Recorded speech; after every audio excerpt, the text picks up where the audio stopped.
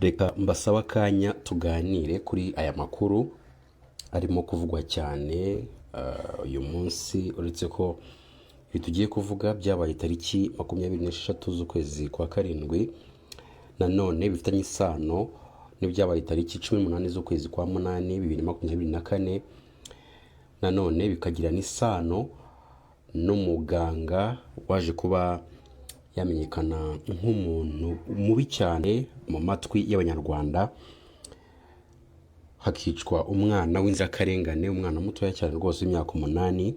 Hari amakuru menshi yarimo kuvugwa muri kano kanya twifuza kugira ngo tuganireho. Rero mwebwe abakunzi bacu ku rubuga rwa Today TV mudahwema kutwereka yuko mudukurikiye umunsi ku wundi, reka tubahe ikaze. Ariko niba usanzwe dukurikira ariko ukaba utarakanda ijambo subscribe, yikandeho kugira ngo ubidukurikire umunsi ku wundi. Rero ejo tariki 26 z'ukwezi kwa munani umwaka w'ibihumbi 2024 habaye umuhango wo gushyingura mu cyubahiro umwana muto w'imyaka 8 witwa Ganza Lilian. Ni umwana wapfuye urupfu rw'amayobera, byabaye tariki ya 18 z'ukwezi kwa munani 2024, aho rero papa we umubyara yanze kwemera ko uyu mwana yapfuye yiyahuye nk'uko byavuzwe. Rero uyu mugabo ari nawe se wamureraga, mutore ntabwo ari se ahubwo ni uwashatse nyina amwambuye undi mugabo. nabyo turaje tukubwire tubive imuzi. Ese polisi yo irabivugaho iki, RIB irabivugaho iki? Kugeza n'ubu ngubu bitari byasobanuka. Ese nuko kuburanisha imanza z'imiryango bigora? Nabyo turaje tugire icyo tubivugaho. Turagusaba rero kuduha umwanya wawe, hanyuma tukagusobanurira byinshi kuri aya makuru arimo kuvugwa, aho rero tugiye kwifashisha inyandiko y'umugabo witwa Hakozumuremyi Joseph. Ni umugabo ukoresha urukuta rwa Twitter, rero akunda kwandika amakuru yizewe. Ni nawe tugiye kwifashisha muri kano kanya kugira ngo dusobanukirwe byinshi, tugire n'icyo tuvuga ku makuru arimo kuvugwa cyane kuri uyu muryango. Rero yavuze ko ejo tariki ya 26 n'ubundi mu masaa 7 z'amanywa i Rusororo aribwo hashyinguwe umwana w'imyaka 8 witwa Ganza Lilian wapfuye urupfu rw'amayobera. Birumvikana tariki 18 z'ukwezi kwa munani. N'ubu rero rukaba rukiri mu iperereza, bivugwa ko yiyahuje umugozi ari mu rugo iwabo mu murenge wa Kigali ahazwi nka Norvege, ariko RIB na polisi ntabwo barabyemeza. Ni inkuru yavuzwe cyane n'abantu, na n'ubu ngubu rero ikibazwaho cyane cyane mu majyepfo, aho umubano n'urugo rw'ababyeyi bifite inkomoko. Nyuma y'urupfu rwe iperereza ryahise ritangira, aho Dr Pascal Ngironsanga, umugabo wa nyina mu kazi gasanzwe, akaba ari umuyobozi w'ibitaro bya Gakoma mu karere ka Gisagara, akaba yarahise atabwa muri yombi. Ese abantu benshi babitekerezaho iki? Ese wowe ubitekerezaho iki? Uretse imiryango ishinjanya, kugeza ubu ngubu nta kirava mu iperereza ry'urupfu rw'uyu mwana.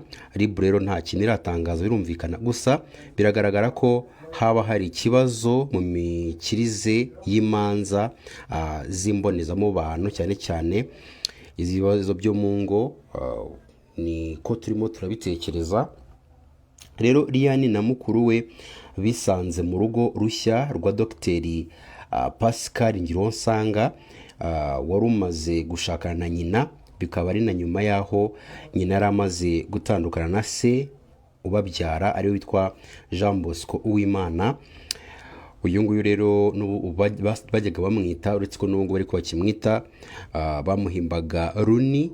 Rero ibyo bamwitiraga mu mujyi wa Huye, ari naho bari batuye. Runi rero ubwo nituvuga Runi wumve papa bwite cyangwa se ise wa nyawe uriya mwana witwa Lilian.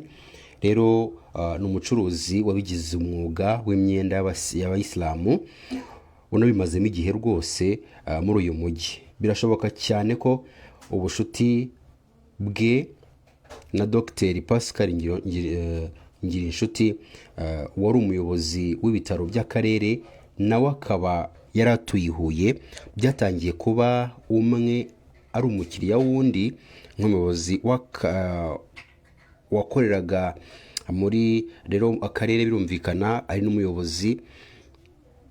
Byashobokaga ko ajya gushakayo imyenda yo kwambara kugira ngo birumvikana ajya ku kazi asa neza.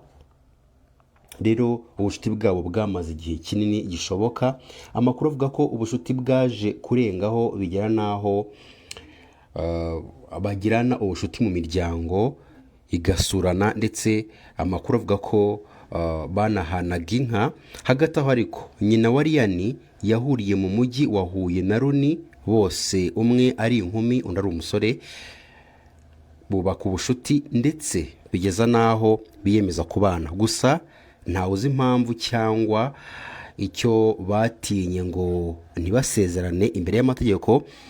Mu myaka 10 irenga bari bamaranye, rero batandukanye bafitanye abana babiri, ari witwa Ryan witahiye afite imyaka 8 na mukuru we w'imyaka 12. Mu gukomeza kwiyubaka ku bucuti byarangiye umugore wa Runi abonye akazi k'ubucungamutungo mu bitaro by'akarere ka Nyanza. Rero ibi bitaro iki gihe bikaba byari biyobowe n'inshuti y'akadasohoka ya Runi, ari we se uriya mwana, akaba ari nawe wambuwe umugore. Rero ikaba n'inshuti y'urugo rwa Dr Pascal Ngironsanga. Hagati aho urugo rwa Dr Pascal rwajemo ibibazo niba bitari bisanzwe. Aburana gatanya, ariko umugore ashaka kuyimwima, ariko urukiko rwemeza ko ayihabwa, baratandukana. Ahangaha Dr Pascal yari abohotse ashobora kurongora undi mugore mu buryo bwemewe n'amategeko. Ku rundi ruhande bidateye kabiri, Runi yaje kubona amakuru ko Dr Pascal, inshuti y'urugo akaba na boss w'umugore we, bashobora kuba bagirana undi mubano wihariye w'ibanga, ndetse ashyiraho imbaraga ngo azabafatane igihanga mu ntoki. Ntibyatinze kuko Runi yaje guhuruza inzego z'umutekano n'ubuyobozi ngo yamenye urugo Dr Pascal yakodeshaga azajya abanamo n'umugore we, ari we watswe Runi. Inzego yahuruje zarahageze zisanga n'ubundi mu myaka yose Runi yabanye n'umugore we nta sezerano na rimwe bafitanye, kandi na Dr ntaryo yari yishe, niyo yaryica si umugore we wari wahuruje. Nta kindi cyari gukurikira. Runi yasubiye i Huye. Ubwo Runi yasobanuraga ko cyangwa se yabonaga ko byarangiye umugore we Pascal amujyanye, ndetse bashobora no gukora ubukwe. Yatangiye gutanga ikirego cyo gusaba abana be ngo abe ari ubarera. Urukiko kuko mu micire y'imanza rudaha agaciro ibivugwa, ibyo Runi yavugaga ko umugore we amusize nta sezerano yerekanaga. Ibyo kuvuga ko umugore we agiye gushaka undi mugabo afite impungenge ko abana be bazagira ikibazo, nta bimenyetso yerekanaga. Ahubwo umugore we yerekanaga ubushobozi bwose burimo imishahara, ubwishingizi bwo kwivuza n'ibindi. Urukiko rwaje kwemeza ko umugore aba ari we ujyana abana. Nyuma umugore yaje gushakana na Dr Pascal, urugo rushya arutahamo ba bana babyaranye na Runi. Ni mu myaka 2 cyangwa 3 ishize.